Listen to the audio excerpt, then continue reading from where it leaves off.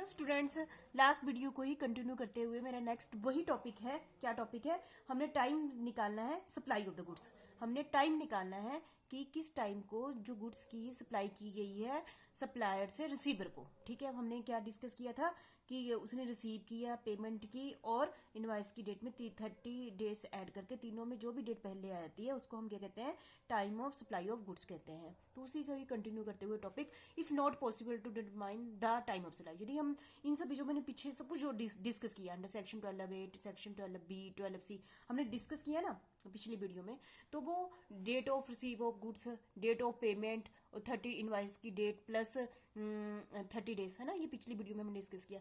यदि पॉसिबल ही नहीं है इसके अकॉर्डिंग कोई भी टाइम निकालना ना, है ना, it is not possible to determine time of supply, इसके इन सेक्शन के अकॉर्डिंग टाइम निकालना नहीं पॉसिबल है, तब कौन सा टाइम माना जाए अकॉर्डिंग टू GST? तो कौन सा टाइम? जिस दिन एंट्री की गई, entry in the books of the account of the receiver.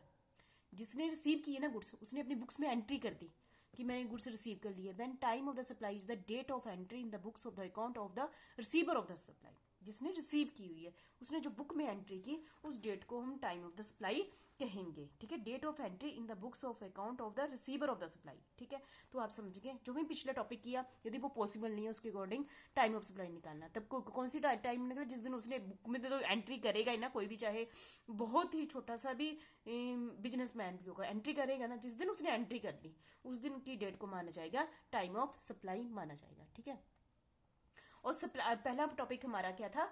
Goods के केस में सप्लाई ऑफ गुड्स। अब हम आपके साथ डिस्कस करेंगे supply of service under reverse charge base section 13(3). इसमें time of supply of service. ठीक है, इसमें भी वही कंसेप्ट है, जो भी डेट पहले आ जाती है उसको हम टाइम ऑफ सप्लाई कहेंगे। कौन सी डेट? उसमें तो 3 टॉपिक थे ना, इसके अंदर 2 टॉपिक है, इन दोनों में से जो भी डेट पहले आ गई उसको हम क्या कहेंगे, टाइम ऑफ सप्लाई कहेंगे। ठीक है, तो पहले डेट है कि date of the payment entered in the books of the account, है ना, मतलब कि जब भी जो रिसीवर है, क्योंकि जिसने सप्लाई रिसीव की है वही पेमेंट करेगा। जब उसने अपनी बुक्स में लिख दिया कि आज मैंने सप्लाई पेमेंट कर दी मिस्टर राम को, mister Ram account debit to cash account, लिख दी पेमेंट, लिख दिया, वो वाली डेट लिख दी। या फिर date on which the payment is debited, जब जिस दिन उसके बैंक अकाउंट में से पैसे कट गए वो वाली डेट लिख दी। जो भी डेट पहले आ गई वो वाली डेट पेमेंट ऑफ, उसको हम कहेंगे पेमेंट की डेट लिख दी। ठीक है, और दूसरी क्या आई, 60 day plus from the date of invoice. देखो गुड्स के केस में 30 डेज थे, इनवाइस प्लस इनवाइस के ऊपर जो भी डेट लिखी होगी, कोई भी डॉक्यूमेंट, ऐसे नहीं इनवाइस ही, सप्लायर जो भी डॉक्यूमेंट देता है, इनवाइस देता है या कोई भी डॉक्यूमेंट, तो उसमें 30 डेज हमने गुड्स के केस में ऐड किए थे।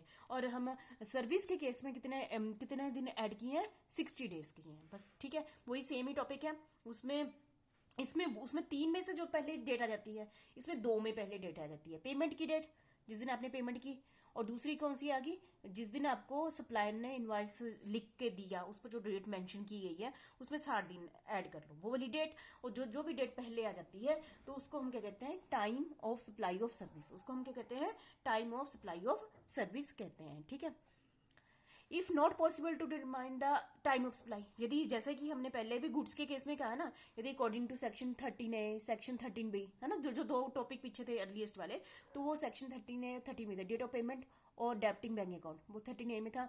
और जो 13B में क्या था, 60 days plus date of issue of invoice. हमने पिछली स्लाइड में किया ना, जो भी डेट, यदि इन दोनों ही सेक्शन के अंडर पॉसिबल ही नहीं है टाइम ऑफ सप्लाई निकालना, ठीक है, तो अब क्या मानेंगे, वही जो हमने गुड्स के केस में किया था। Then time of supply is the date of entry in the books of the, जब रिसीवर ने अपनी बुक में एंट्री की जिस डेट को, उस डेट को हम क्या कहेंगे, time of supply of service, time of supply of service कहेंगे। ठीक है, ये था टॉपिक हमारा 7th पॉइंट था। ठीक है, क्योंकि ये बहुत ही इंपॉर्टेंट था इसलिए मैंने इसके एक ही पॉइंट पर ही अलग से वीडियो बना दी। ठीक है, तो क्या किया हमने, टाइम ऑफ सप्लाई, बहुत ही ईजी है ना, पर है तो क्योंकि GST है हमें पता भी होना चाहिए, इजी था ये topic. Thank you very much. ठीक है, इसको आपने अच्छे से कर लिया।